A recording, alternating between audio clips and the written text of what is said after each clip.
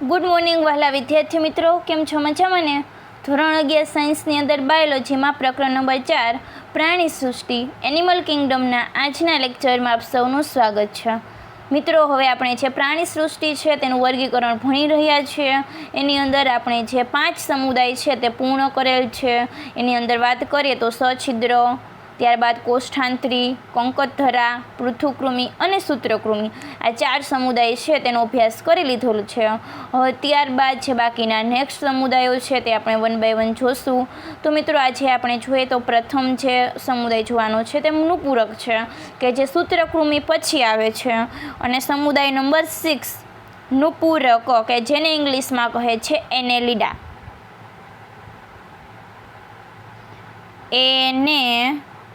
લીડા. હવે મિત્રો, આપણે જે લાસ્ટ જે સમુદાય છે તે જોયો હતો આના પહેલાંનો સૂત્રકૃમિ, કે જે નેમેટોડા સમુદાય છે તેનો અભ્યાસ કરેલો હતો. હવે આજે આપણે જોવાનું છે નુપૂરક સમુદાય. તો મિત્રો, નુપૂરક સમુદાયની આપણે વાત કરીએ તો જે એનું નિવાસ સ્થાન જોઈએ કે તે કઈ જગ્યાએ જોવા મળે છે તે એ પહેલાં તેનું એક લક્ષણ છે સમખંડીય ખંડતા ધરાવતા, કે જે નુપૂરક સમુદાયના પ્રાણીઓ છે તે સમખંડીય ખંડતા ધરાવે છે. એટલે કે એનું જે શરીર છે તે અંદરથી અને બહારથી સરખા ખંડોની અંદર વિભાજિત થયેલું જોવા મળે છે, જેને મેટામર્સ તરીકે ઓળખવામાં આવે છે. એ સિવાય તે ત્રિગર્ભસ્તરીય આયોજન ધરાવે છે, દ્વિપાર્શ્વ સમમિતિ અને દેહકોષ્ઠી પ્રાણીઓ છે. હવે મિત્રો, નુપૂરકથી લઈ કરી અને જેટલા સમુદાય આવશે તે દરેકની અંદર આ જે લક્ષણ છે તે સેમ આવશે: ત્રિગર્ભસ્તરીય, દ્વિપાર્શ્વ સમમિતિ અને દેહકોષ્ઠી. એટલે કે તેનું જે ગર્ભસ્તરનું આયોજન છે, તેનું જે ગર્ભીય અવસ્થામાં જે સ્તર જોવા મળે છે તે 3 સ્તરો જોવા મળે છે. દ્વિપાર્શ્વ સમમિતિ એટલે કે કોઈ એક મધ્યમાંથી પસાર થતી લંબધર્ય પ્રાણીનું 2 સરખા ડાબા અને જમણા ભાગની અંદર વિભાજિત કરી શકાય છે. અને મિત્રો, દેહકોષ્ઠી પ્રાણીઓ છે. નુપૂરક છે તે પ્રથમ એવા દેહકોષ્ઠધારી પ્રાણીઓ છે કે એની અંદર શરીર દિવાલ અને પાચન માર્ગ વચ્ચે અવકાશ જોવા મળે છે.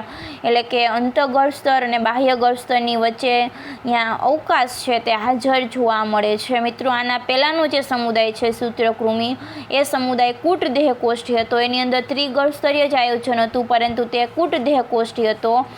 એના આગળના સમુદાયની વાત કરીએ પૃથુકૃમિની, તો તે એની અંદર જે દેહકોષ્ઠ છે તે ગેરહાજર હતો, તે અદેહકોષ્ઠી હતો. તો મિત્રો, અહીંયા જે દેહકોષ્ઠ હાજર છે મધ્ય ગર્ભસ્તર અને અંતઃગર્ભસ્તરની વચ્ચે દૈહિક અવકાશ જોવા મળે છે. એટલે 1 by 1 લક્ષણો શું થાય છે? વિકસિત થતા જાય છે. પૃથુકૃમિ, સૂત્રકૃમિ બંને ત્રિગર્ભસ્તરીય છે, છતાં પણ પૃથુકૃમિની અંદર દેહકોષ્ઠ હાજર નથી. સૂત્રકૃમિમાં કૂટ દેહકોષ્ઠ જોવા મળે છે અને નુપૂરક છે તેની અંદર દેહકોષ્ઠ હાજર છે. હવે અહીંયાથી બધા જ જે પ્રાણીઓ છે તેનામાં દેહકોષ્ઠ હાજર હશે. ત્યારબાદ મિત્રો, આપણે વાત કરીએ કે નુપૂરક સમુદાયની, તો તે મોટા ભાગના પ્રાણીઓ છે તે જલીય છે, એટલે કે પાણીમાં રહે છે. કેટલાક સ્થળીય છે, એટલે કે જમીન ઉપર રહે છે. એમાંથી સ્થળીયની વાત કરીએ તો દરવાસી છે, એટલે કે દરમાં રહે છે અથવા તો ટ્યુબની અંદર રહે છે. અને મુક્તજીવી તથા ક્યારેક પરોપજીવી હોય છે. એટલે મુક્તજીવી એટલે કે સ્વતંત્ર જીવે છે, કોઈના ઉપર આધાર રાખતા નથી. અને પરોપજીવી એટલે કે કોઈ યજમાનનું જે શરીર છે તેના જે શરીરની સાથે રહી અને પરોપજીવીપણું ગુજારે તો એને કહે છે પરોપજીવી. હવે એનું શરીર છે તે મિત્રો નળાકાર જોવા મળે છે અને અંગતંત્ર સ્તરીય આયોજન ધરાવતા પ્રાણીઓ છે. કે આના પહેલાંનો સમુદાય છે તેની અંદર પણ અંગતંત્ર સ્તરીય આયોજન જ હતું. એટલે સૂત્રકૃમિથી લઈ કરી અને મિત્રો આગળ જે મેરુદંડી સુધીના દરેક સમુદાયની અંદર અંગતંત્ર સ્તરીય આયોજન આવશે. તો અહીંયા અંગતંત્ર સ્તરીય આયોજન ધરાવતા પ્રાણીઓ છે. પ્રચલન એટલે શું મિત્રો? તો એક જગ્યાએથી બીજી જગ્યાએ જવું તેને કહે છે પ્રચલન. જેવી રીતે આપણે પ્રચલન અંગો તરીકે પગ આવેલા છે, કે આપણે પગની મદદથી એક જગ્યાએથી બીજી જગ્યાએ જઈ શકીએ છીએ, એવી રીતે અહીંયા જે નુપૂરક સમુદાય છે એના પ્રાણીઓની અંદર પ્રચલન અંગ છે. એના તરીકે વજ્રકેશો, કે જે અળસિયામાં જોવા મળે છે. ત્યારબાદ જે અભિચરણ પાદ છે તે રેતી કીડામાં જોવા મળે છે, કે આપણે જેમ પગ છે એવી એની ટૂંકમાં રચના છે કે તેની મદદથી તે આગળ ચાલી શકે છે. અને એ સિવાય એની જે શરીર દિવાલ હોય છે તેની અંદર એવા સ્નાયુઓ જોવા મળે છે કે તે આયામ અને વર્તુળી સ્નાયુઓ, કે એની મદદથી પણ તેઓ પ્રચલન કરી શકે છે. પાચન તંત્ર સંપૂર્ણ છે, એટલે કે મુખદ્વાર અને મળદ્વાર બંને જોવા મળે છે અને બહિર્કોષીય પાચન છે. મિત્રો સૂત્રકૃમિ સમુદાયથી લઈ કરી અને પાચન તંત્ર સંપૂર્ણ જ આવે છે. પૃથુકૃમિની અંદર અપૂર્ણ છે. સૂત્રકૃમિથી મેરુદંડી સુધીના જે પ્રાણીઓ છે તેની અંદર પાચન તંત્ર સંપૂર્ણ છે.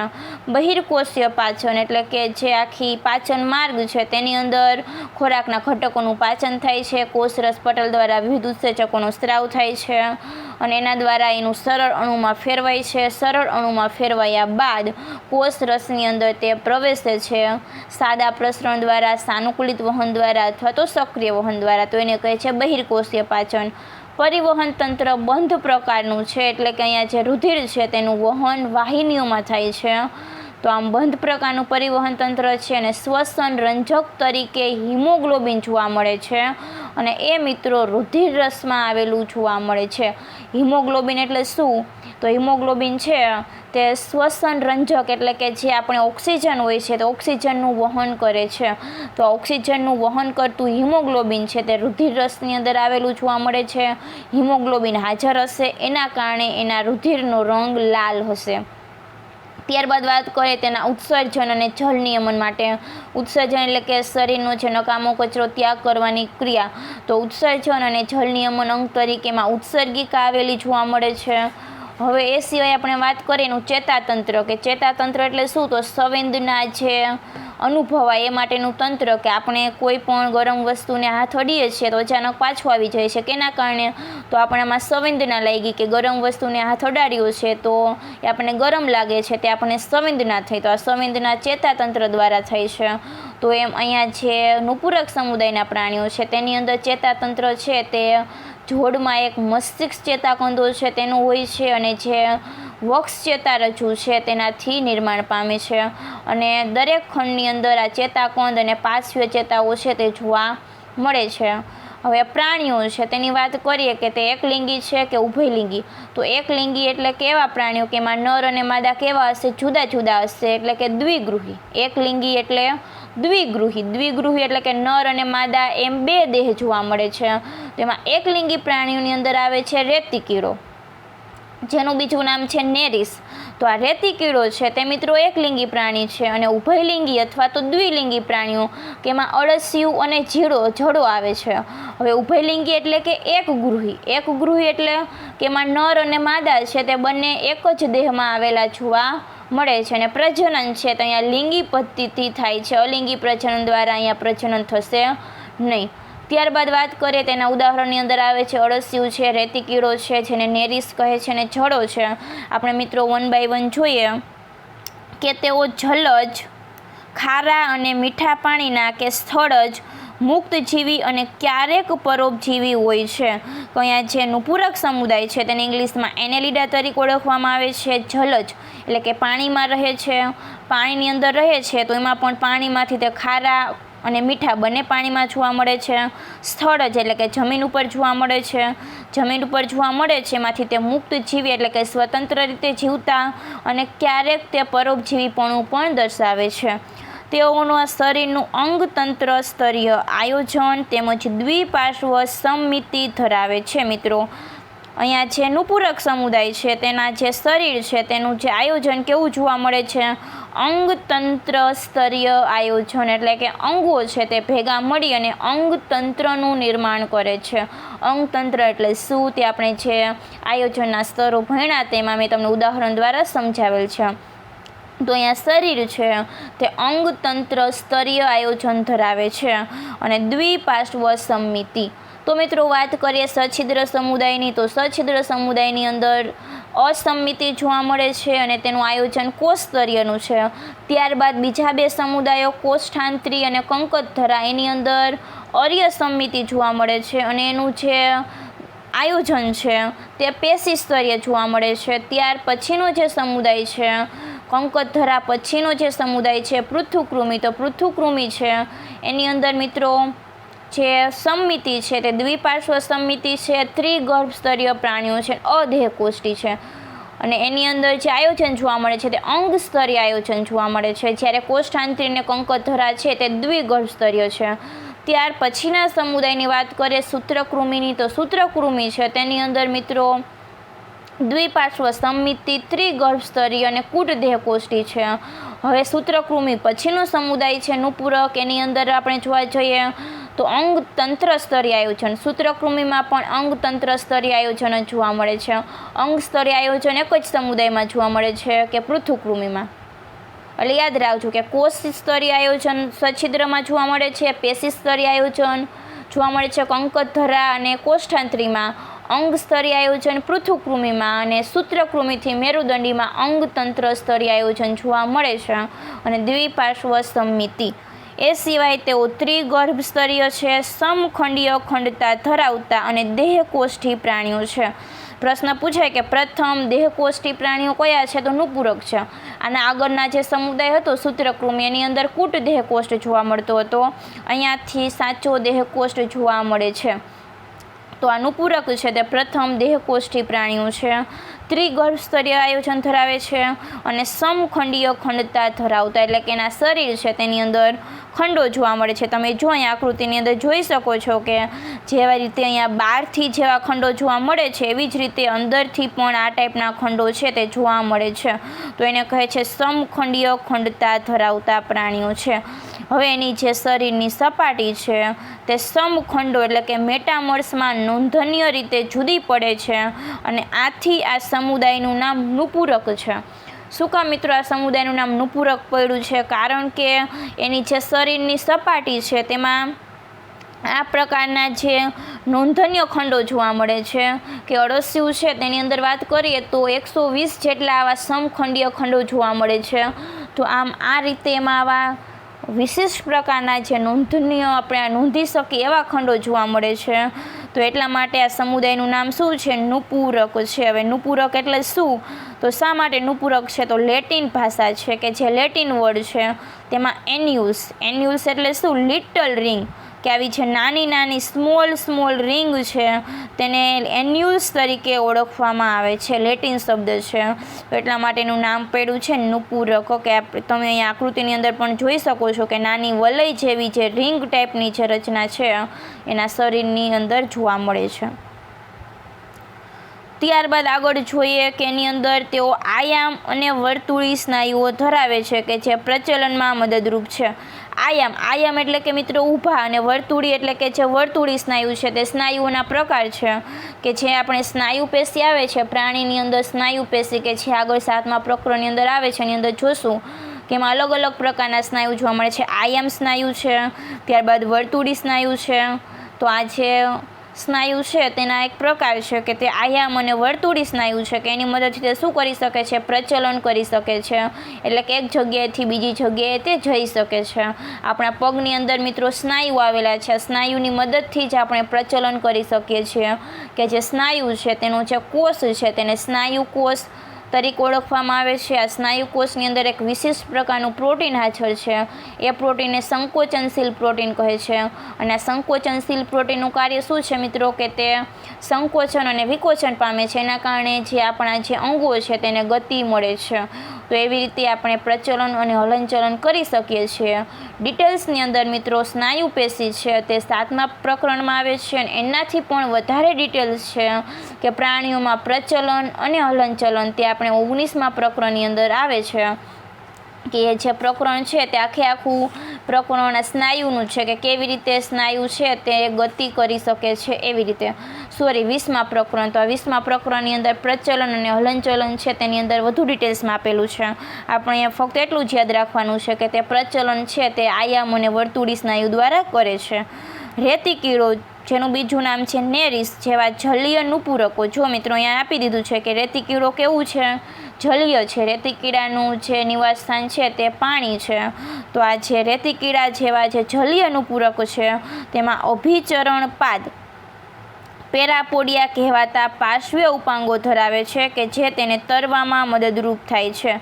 કે જે રેતી કીડો છે મિત્રો, કે આ રેતી કીડો છે તે કેવું છે? કે જલીય છે. કે અહીંયા તમને આકૃતિ આપેલી છે જો કે જે એ નંબરની આકૃતિ આપેલી છે. એ નંબરની આકૃતિ રેતી કીડાની આપેલી છે કે પાર્શ્વીય કે જે અહીંયા જોવા મળે છે અહીંયા આ સાઈડમાં જે જોવા મળે છે તેના અભિચરણ પાદ છે પેરાપોડિયા, કે એની પાર્શ્વ ઉપાંગ છે, એટલે કે ક્યાં આવેલા છે, સાઈડમાં આવેલા છે. તો એની મદદથી તે શું કરે છે, પ્રચલન કરી શકે છે, એટલે કે પાણીની અંદર તે તરી શકે છે. ત્યારબાદ આગળ જોઈએ કે બંધ પ્રકારનું રુધિરાભિસરણ તંત્ર આવેલું જોવા મળે છે. રુધિરાભિસરણ તંત્ર બંધ પ્રકારનું છે, એટલે કે રુધિર છે તે વાહિનીઓની અંદર વહે છે, કે જે હૃદય દ્વારા પંપ કરવામાં આવેલું જે રુધિર છે તે રુધિર વાહિનીની અંદર વહન પામતું જોવા મળે છે. આમ બંધ પ્રકારનું રુધિરાભિસરણ તંત્ર છે.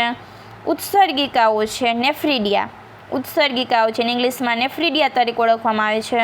તે આશ્રુતિ નિયમન અને ઉત્સર્જનમાં મદદરૂપ થાય છે. અહીંયા જે ઉત્સર્ગિકાઓ છે તેની મદદથી ઉત્સર્જન થાય છે અને આશ્રુતિનું નિયમન થાય છે મિત્રો.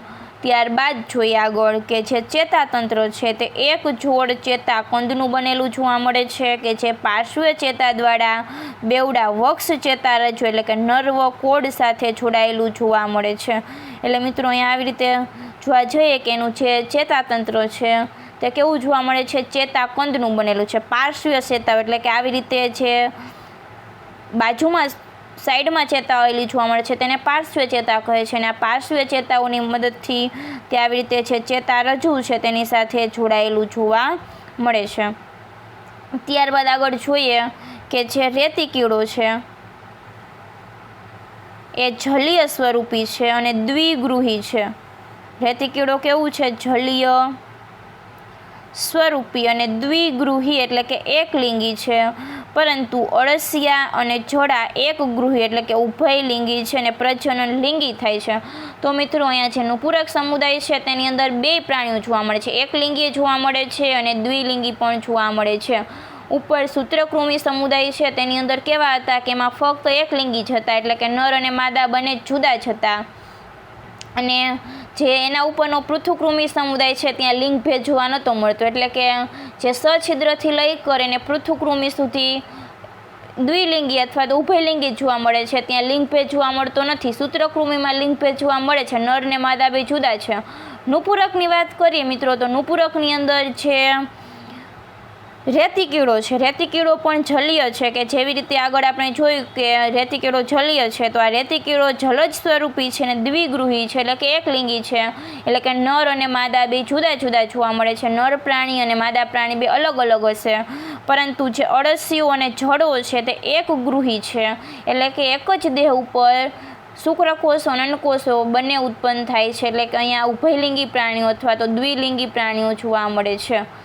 દ્વિગૃહી એટલે શું મિત્રો, દ્વિગૃહી એનો અર્થ એવો કે બે દેહ છે, નર અને માદાનો દેહ જુદા છે, તો એ એકલિંગી હશે, એટલે કે એક દેહમાં એક જ લિંગ હાજર છે, કાં નર લિંગ છે અથવા તો કાં માદા લિંગ છે.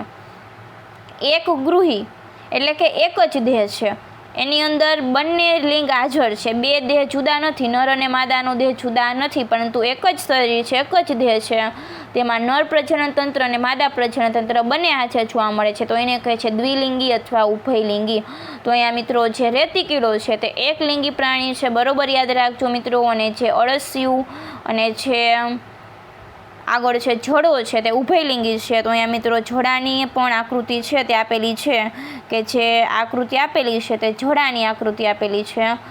ત્યારબાદ એના ઉદાહરણો છે તે નીચે આપેલા છે, 3 જ ઉદાહરણો છે. રેતિકીડો કે જેને નેરિસ કહે છે, ત્યારબાદ અળસિયું કે તેને ફેરીટેમા તરીકે ઓળખવામાં આવે છે, અર્થવોમ, ફેરીટેમા અર્થવોમ. લોહી ચૂસતી જડો હિરુડિનેરિયા, લોહી ચૂસતી જડો. હવે ત્યારબાદ મિત્રો આપણે વાત કરીએ કે અળસિયું છે તેની અંદર જે પ્રચલન છે તેના માટે કે અળસિયું છે તેની અંદર વજ્રકેશો આવેલા જોવા મળે છે, જે અહીંયા તમને આપેલું નથી, કે તમને ખાલી એક જ આપેલું છે કે જે રેતિકીડાની અંદર અભિચરણ પાદ આવેલા જોવા મળે છે, પરંતુ મિત્રો જે અળસિયું છે તે અળસિયાની અંદર વજ્રકેશો અળસિયું છે તેની અંદર મિત્રો જે પ્રચલન છે તેના માટે વજ્રકેશો જોવા મળે છે, કે જે તમારી બુકની અંદર નથી આપેલું, નોટ કરવું હોય તો કરી લેજો કે અળસિયામાં પ્રચલન અંગ તરીકે વજ્રકેશ આવેલું છે. તો મિત્રો આ સમુદાય છે તે નુપુરક જે પૂર્ણ થાય છે. ત્યારબાદ આવે છે નેક્સ્ટ સમુદાય સંધિપાદ. તો અહીંયા મિત્રો આપણે શું યાદ રાખવાનું છે? જલદ નિવાસ સ્થાને જોવા મળે છે, સ્થળજય જોવા મળે છે, તેના શરીરનું આયોજન અંગતંત્ર સ્તરીય જોવા મળે છે, દ્વિપાર્શ્વ સમિતિ, ત્રિગર્ભ સ્તરીય, સમખંડીય ખંડતા ધરાવે છે અને દેહકોષ્ઠી પ્રાણીઓ છે. નુપુરક નામ એટલા માટે પડ્યું છે કે તેના શરીરની અંદર સમખંડો એટલે કે સમાન ખંડો જોવા મળે છે અંદરથી અને બહારથી. અને એને જે લેટિન ભાષા છે તેમાં એન્યુલ્સનો અંગ થાય છે લિટલ રિંગ, નાની એવી રિંગ. પ્રચલનની અંદર તેનામાં સ્નાયુઓ જોવા મળે છે, આયામ અને વર્તુળી સ્નાયુ. રેતિકીડો છે તેની અંદર અભિચરણ પાદ છે, પેરાપોડિયા છે, પાર્શ્વ ઉપાંગ એટલે કે બાજુમાં સાઈડમાં જોવા મળે છે, એની મદદથી તે તરી શકે છે. અળસિયું છે તેની અંદર વજ્રકેશો આવેલા જોવા મળે છે. ઉત્સર્જનની અંદર તેમાં ઉત્સર્ગિકાઓ આવેલી જોવા મળે છે, નેફ્રિડિયા. અને જે ચેતાતંત્ર છે તેની અંદર મિત્રો ચેતાકંદ આવેલો જોવા મળે છે, એક જોડ ચેતાખંડ હોય છે અને તે પાર્શ્વ ચેતા એટલે કે એની જે સાઈડમાં જે ચેતા આવેલી હોય છે તેની સાથે કરોડરજ્જુની મદદથી તે જોડાયેલી જોવા મળે છે. અહીંયા એના જે લિંગીની વાત કરીએ કે નર અને માદા છે તો તે જે જોડો છે રેતિકીડો છે તેની અંદર નર અને માદા છે તે જુદા જુદા જોવા મળે છે, તે એકલિંગી પ્રાણી છે.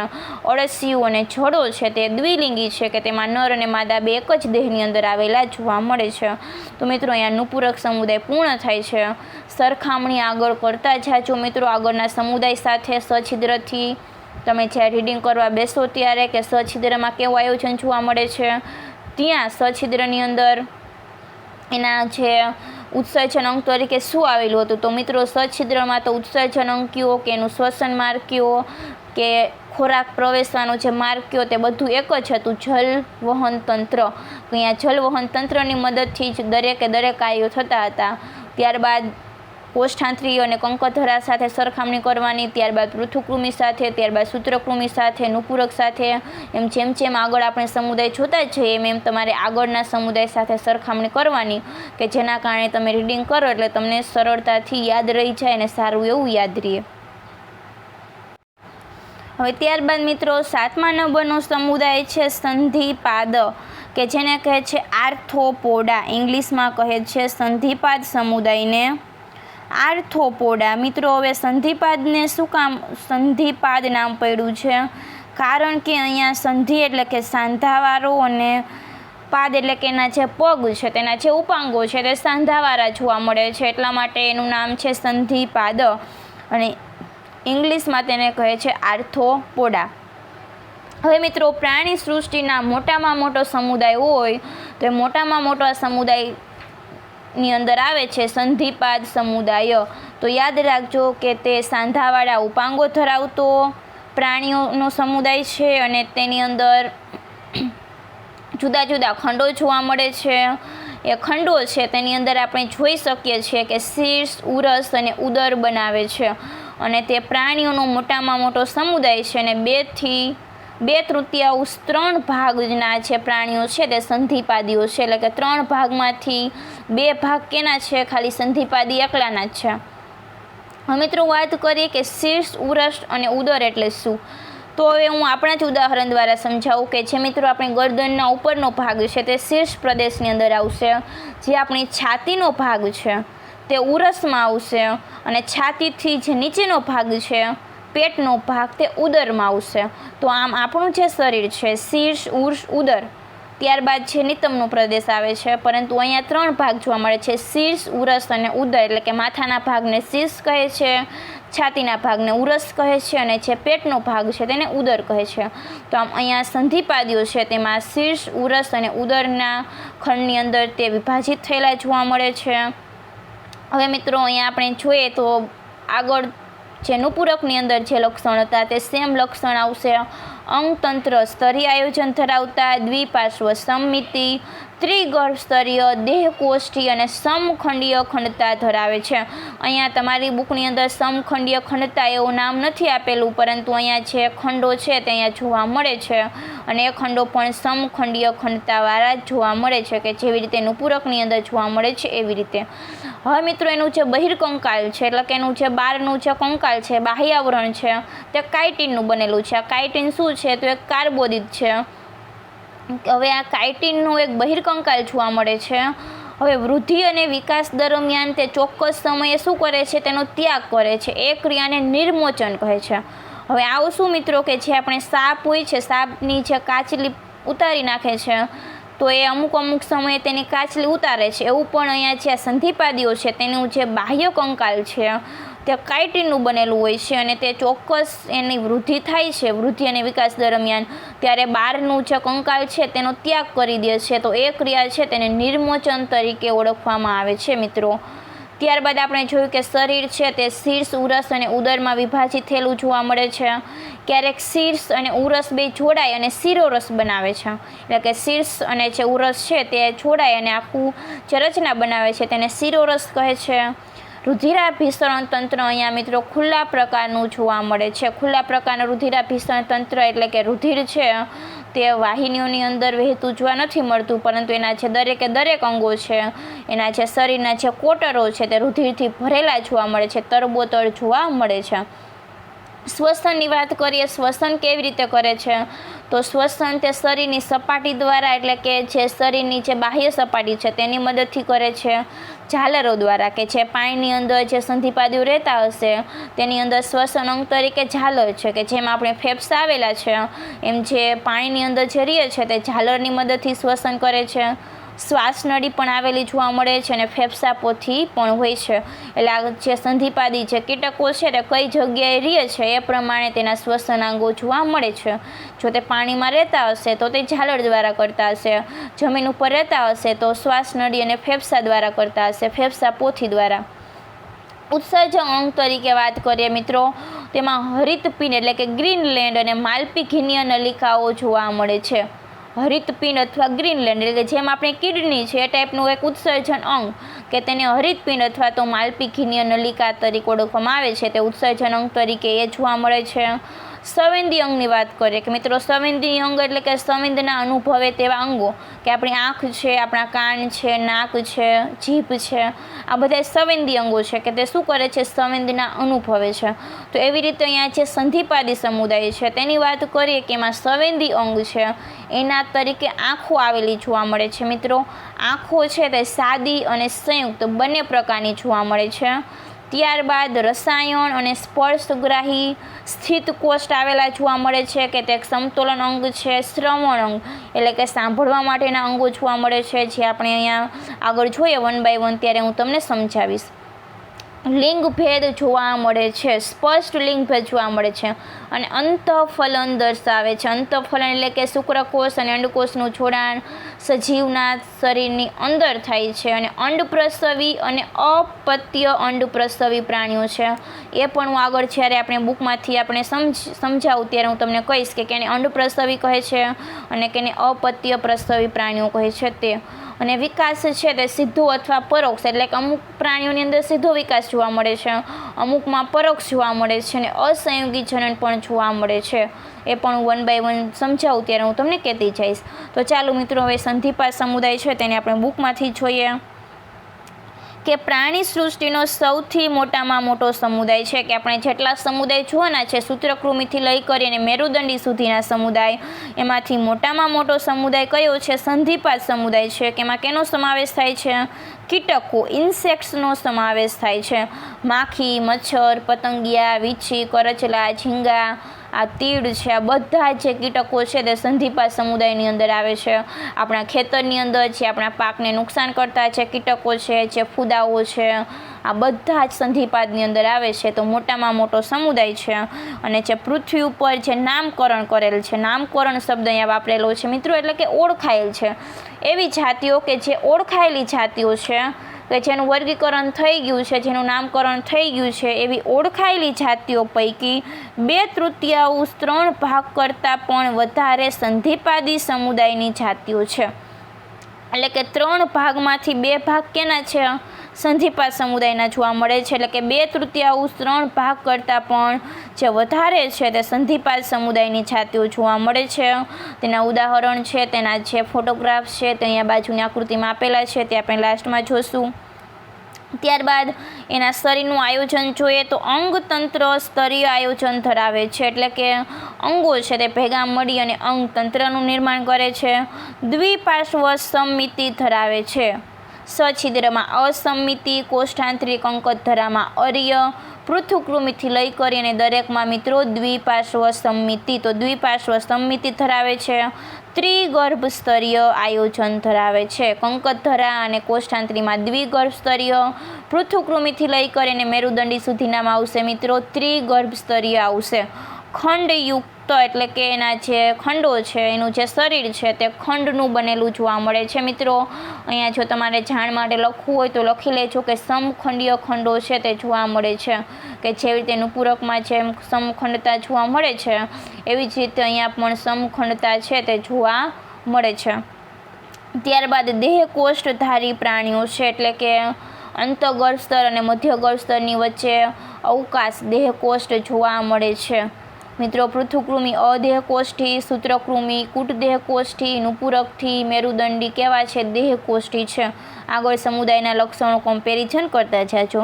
ત્યારબાદ વાત કરીએ કે સંધિપાદ સમુદાયના પ્રાણીઓના શરીર કાઇટિનના બનેલા બહિર્કંકાલથી આવૃત છે. એટલે કે જે સંધિપાદ સમુદાયના જે સજીવો છે તેમાં કાઇટિનનું બનેલું શું જોવા મળે છે? બહિર્કંકાલ કે બહારનું કંકાલ જોવા મળે છે. અહીંયા તમને નથી આપેલું, એક લાઈન એડ કરી લેજો. હું બોલું છું.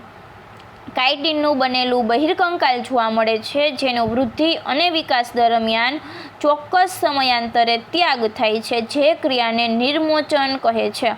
આટલી લાઈને એડ કરી લેજો કે એનું જે કાઇટિનનું બનેલું જે બહિર્કંકાલ છે એની વૃદ્ધિ અને વિકાસની દરમિયાન ચોક્કસ સમયે તેનો ત્યાગ કરે છે, તો એને નિર્મોચનની ક્રિયા કહે છે. ત્યારબાદ એના શરીરની વાત કરીએ તો શરીર છે તે શીર્ષ એટલે કે હેડ, ઉરસ એટલે કે થ્રોક્સ અને ઉદર એટલે કે એબડોમમાં વિભાજિત જોવા મળે છે. એટલે કે એનું શરીર છે તે શીર્ષ, ઉરસ અને ઉદરની અંદર વિભાજિત હોય છે. સાંધાવાળા ઉપાંગો ધરાવે છે, એટલા માટે એનું નામ પડ્યું છે સંધિપાદ. સાંધાવાળા ઉપાંગો મિત્રો તો આર્થ્રોસ એટલે જોઈન્ટ સાંધાઓ, અને પોડા એટલે કે એપેન્ડિસ એટલે કે ઉપાંગો. ઉપાંગ એટલે કે હાથ પગ, જેમ આપણે હાથ પગ છે તેને ઉપાંગો કહીએ છીએ, તો એમાં અહીંયા જે સંધિપાદીઓ છે તેના જે ઉપાંગો છે તે સાંધાવાળા જોવા મળે છે, એટલા માટે એનું નામ પડ્યું છે સંધિપાદી. ત્યારબાદ જો આજે શ્વસનાંગ તરીકે જેમ આપણે શ્વસન કેની મદદથી કરીએ છીએ? ફેફસાની મદદથી કરીએ છીએ. એવી રીતે અહીંયા વાત કરીએ કે જે સંધિપાદી સમુદાયના પ્રાણીઓ છે તેની તો શ્વસનાંગ તરીકે ઝાલર, ગિલ્સ, કે જે માછલીઓની અંદર જે શ્વસનાંગ આવેલું છે ઝાલર, એવી રીતે જે સંધિપાદી જલીય છે કે જેમ ઝીંગો છે તે પાણીની અંદર રહે છે, તો આ જે પાણીમાં રહેતા જે સંધિપાદીઓ છે તે શ્વસન માટે ઝાલરનો ઉપયોગ કરે છે, ગિલ્સનો ઉપયોગ કરે છે અથવા તો ચૂઈનો. ઝાલર પોથી એટલે કે બુક ગિલ્સ એટલે કે ઝાલર ભેગી મળીને એક આખી પોથી જેવું નિર્માણ કરે તો એને ઝાલર પોથી કહે છે. તેના દ્વારા કરે છે ફેફસા પોથી એટલે કે બુક લંગ્સ, કે ફેફસા પોથી ક્યાં જોવા મળશે? કે જે સ્થળીય જે સંધિપાદીઓ છે તે, ઉદાહરણ તરીકે જો કે તીડ છે, વીછી છે, પતંગિયું છે, તો એની અંદર ફેફસા પોથી આવેલી હશે. શ્વાસનલિકા તંત્ર એટલે કે જે શ્વાસનળી છે તેનું જે આખું શ્વાસનલિકાનું જે તંત્ર છે તેના દ્વારા ખુલ્લા પ્રકારનું રુધિરાભિસરણ તંત્ર, એટલે કે અહીંયા રુધિર છે એની અંદર એના જે કોટરો છે, દેહના જે અવકાશો છે તે એની પેશીઓ છે, અંગો છે તે રુધિરથી તરબોતર હશે, એની અંદર ડૂબેલા હશે. એની અંદર જે વાહિનીઓની અંદર ફક્ત રુધિર વહેતું નથી, તો એને ખુલ્લા પ્રકારનું રુધિરાભિસરણ તંત્ર કહે છે. ત્યારબાદ મિત્રો સંવેદન અંગ તરીકે જોઈએ તો સ્પર્શકો, આંખો, એમાં સંયુક્ત કે સાદી, સ્થિત કોષ્ઠ કે સમતોલન અંગ, સ્ટેટોસિસ્ટ અથવા તો બેલેન્સ ઓર્ગન જેવા સંવેદન અંગો આવેલા જોવા મળે છે. તો મિત્રો અહીંયા સ્પર્શકો એટલે શું? તો અહીંયા આકૃતિની અંદર તમે જોઈ શકો છો કે જે આ પ્રકારની જે રચના છે, જો અહીંયા પતંગિયાની અંદર અહીંયા આગળ જોવા મળે છે, આ એનું સ્પર્શક છે, કે કોઈ પણ વસ્તુ છે તેને સ્પર્શ, આ અહીંયા સ્પર્શકની મદદથી સ્પર્શ થશે તો એને સંવેદના અનુભવાશે. તો મિત્રો ટૂંકમાં એના જે દેહની આગળ જે સ્પર્શક જોવા મળે છે, મૂછ આપણે કહીએ તો એનું સ્પર્શક છે, એક એનું સંવેદના અંગ છે.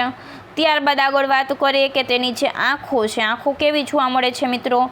સંયુક્ત કે સાદી આંખ. હવે મિત્રો બે પ્રકારની આંખો હોય છે, સંયુક્ત આંખ અને સાદી. મિત્રો સાદી આંખ એટલે કેવી આંખ? કે સાદી આંખ એટલે કે એની અંદર એક જ લેન્સ આવેલો જોવા મળે અને એક જ વસ્તુ છે તેનું આપણે એક જ પ્રતિબિંબ જોઈ શકીએ, તેને સાદી આંખ કહે છે. પરંતુ અહીંયા જે કીટકો છે અને અમુક જે નુપુરક સમુદાયના પ્રાણીઓ છે તેની અંદર સંયુક્ત આંખો જોવા મળે છે. આ સંયુક્ત આંખો એટલે કે મિત્રો એની અંદર જે આખું બ્લસ્ટર આવેલું હોય છે, લેન્સનું આખું સમૂહ આવેલો જોવા મળે છે, આખું જૂથ આવેલું જોવા મળે છે. એના કારણે તે એક વસ્તુના ઘણા બધા પ્રતિબિંબ છે તે જોઈ શકે છે.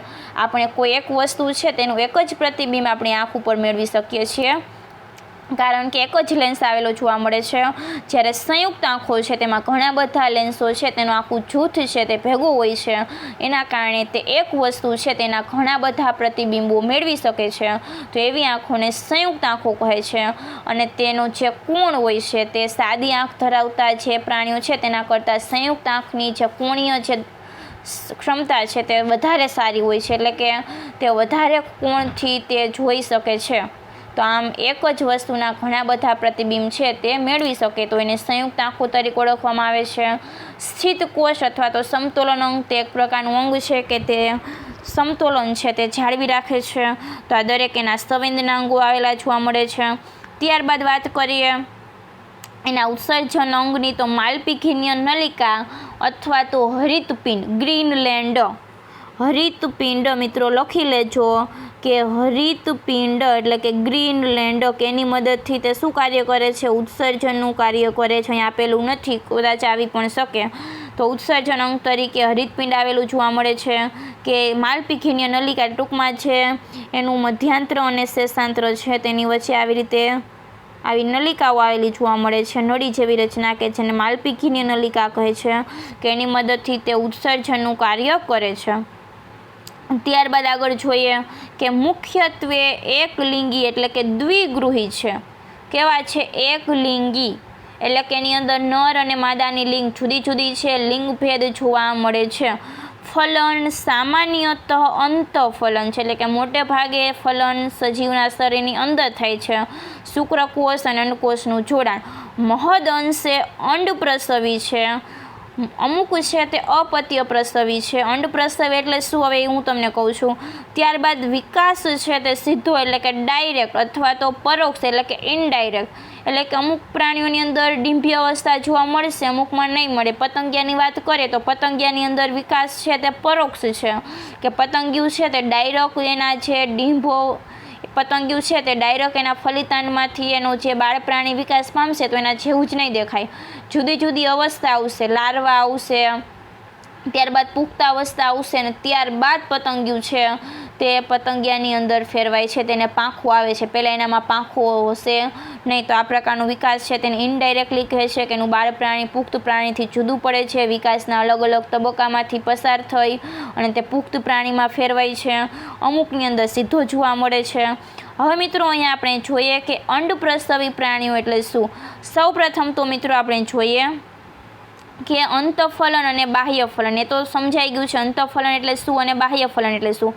અંતઃફલન એટલે કે સજીવના દેહના શરીરની અંદર ફલન થાય છે તો એને અંતઃફલન કહે છે. જો પાણીના માધ્યમમાં શુક્રકોષ અને અંડકોષનું જોડાણ થતું હશે તો એને બાહ્ય ફલન કહે છે.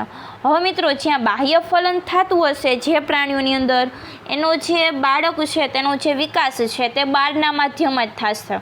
બાહ્ય ફલન દર્શાવતા જે પ્રાણીઓ છે તેની અંદર હવે ફલન થઈ ગયું છે, ત્યારબાદ એમાંથી શું બનશે? યુગ્મનજ બનશે. યુગ્મનજ બની જશે, તે વારંવાર વિભાજન પામી અને બાળ પ્રાણી છે તેની અંદર તે ફેરવાય છે.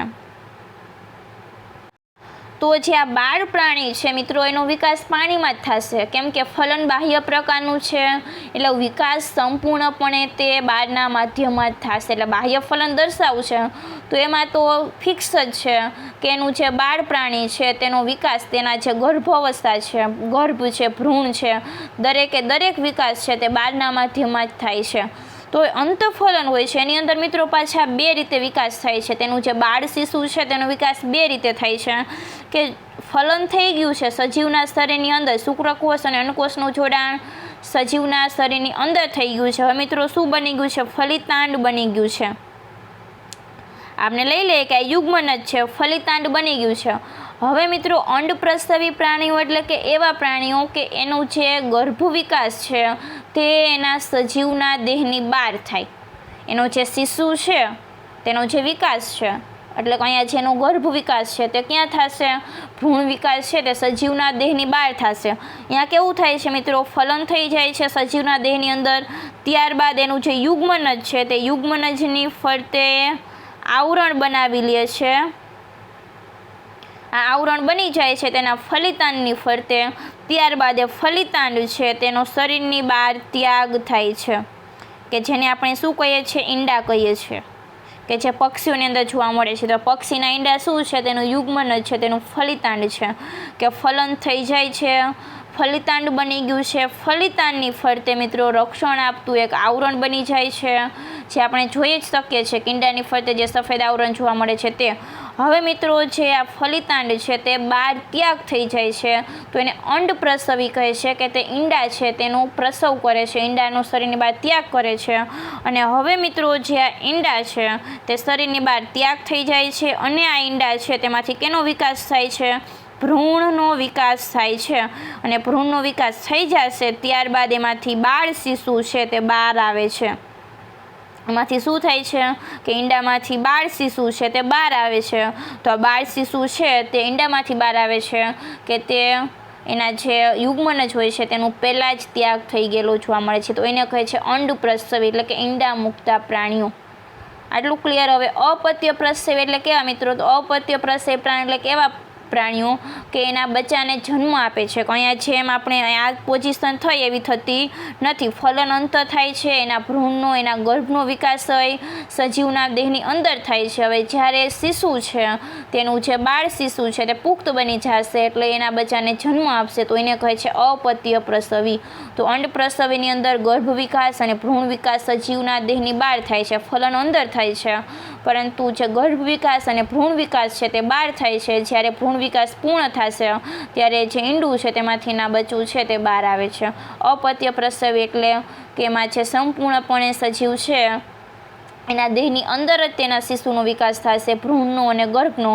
જ્યારે ભ્રૂણનો વિકાસ પૂર્ણ થઈ જશે, શિશુ પુખ્ત થઈ જશે, પરિપક્વ થઈ જશે ત્યારબાદ એના જે સજીવના દેહ છે તેમાંથીને માતા છે તેને જન્મ આપે છે તો એને અપત્ય પ્રસવી કહે છે. તો મિત્રો અહીંયા યાદ રાખજો કે હવે દરેક જગ્યાએ ખાલી આ શબ્દ જ આવશે ત્યારે હું નહીં સમજાવું, ત્યારે ડાયરેક્ટ હું કહી જ દઈશ કે અંડપ્રસવી છે કે અપત્ય પ્રસવી છે તે.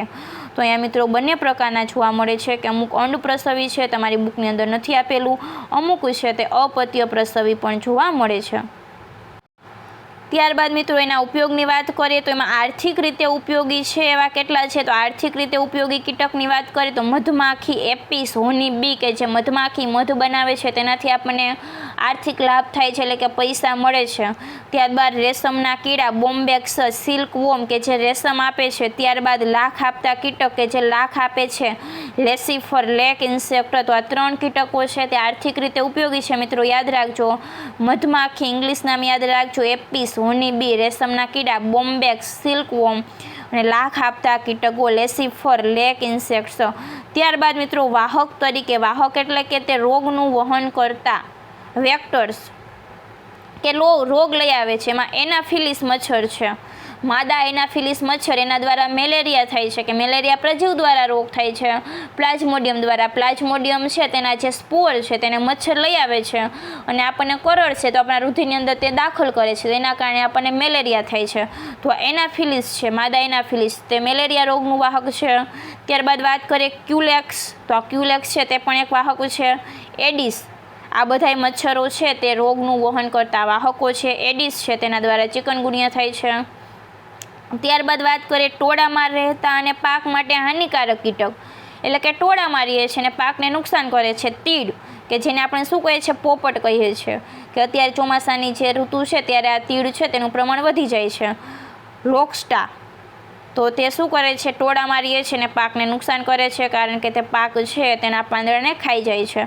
જીવંત અશ્મિ, લિવિંગ ફોસાઇલ તરીકે કિંગ ક્રેબ, લીમલસ, કિંગ ક્રેબ કે તે એક જીવંત અશ્મિ છે. તો મિત્રો ઉદાહરણ યાદ રાખજો કે આર્થિક રીતે ઉપયોગી કોણ છે, વાહક કોણ છે અને ટોળામાં રહેતા પાક માટે હાનિકારક કીટક અને જીવંત અશ્મિ. ત્યારબાદ મિત્રો અહીંયા ઉપર આપેલા છે આકૃતિ, એની અંદર જે આકૃતિ આપેલી છે તીડની છે કે આપણે જેને પોપટ કહીએ છીએ તે.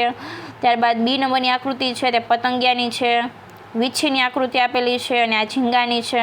જો મિત્રો અહીંયા સાંધાવાળા ઉપાંગની અંદર તમે જોઈ શકો છો એના જે પગ છે તેમાં શું જોવા મળે છે? સાંધા. જો અહીંયાથી આટલું એક, ત્યાર પછી આ બીજું, ફરીથી આ સાંધો આવ્યો, અહીંયા પાછો સાંધો આવ્યો, પાછો અહીંયા આમ એના જે ઉપાંગ છે તે જોઈનિંગ જોવા મળે છે. અહીંયા પણ તમે જોઈ શકો છો સાંધાવાળા ઉપાંગ. તો આ મિત્રો એટલા માટેનું નામ પડ્યું છે સંધિપાદી. હવે મિત્રો એક વાત આપણે કંઈક અહીંયા અસંયોગી જનન જોવા મળે છે. અસંયોગી જનન એટલે શું મિત્રો? અસંયોગી જનન એટલે કે અંડકોષ છે તેનું ફલન થયા વગર જ એમાંથી જે નવું બાળ પ્રાણી બને છે તેને અસંયોગી જનન કહે છે. તે આપણે ડિટેલ્સની અંદર 12માં આવે છે કે જે અંડકોષ હોય છે કે જે અંડપિંડમાંથી નિર્માણ પામેલો અંડકોષ છે તેનું ફલન નથી થતું અને અફલિત અંડકોષ છે તે ફલન થયા વગર જ એમાંથી નવી સંતતિનું નિર્માણ થાય છે, તો એને અસંયોગી જનન તરીકે ઓળખવામાં આવે છે. તો એ પણ આ કીટક, ઘણા બધા કીટકો એવા છે કે તે અસંયોગી જનન દ્વારા નિર્માણ પામે છે. તો મિત્રો અહીંયા આપણે 2 સમુદાય પૂર્ણ કરેલ છે, નુપૂરક અને સંધિપાદ. હવે ત્યારબાદ મિત્રો નેક્સ્ટ સમુદાય આવે છે મૃદુકાય. હવે આજે આપણે અહીંયા સુધીનું રાખીએ મિત્રો. હવે નેક્સ્ટ ટાઈમ આપણે મળીશું નવા સમુદાયની સાથે. તો સારી એવી તૈયારી કરજો. All the best and thank you very very much.